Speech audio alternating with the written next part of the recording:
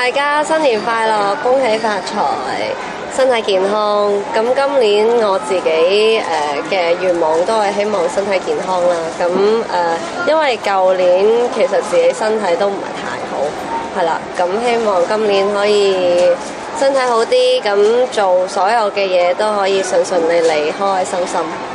其實年年新年都要預備好多利是要封俾同事啦、夥伴。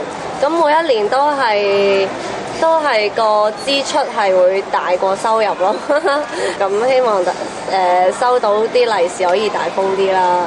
希望老闆嗰封利是可以再大封啲啦。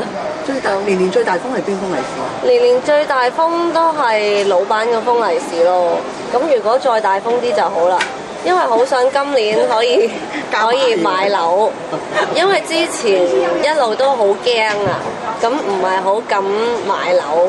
咁今年希望個樓市穩定啲，咁可以買到一間自己好心水嘅樓咁就好啦。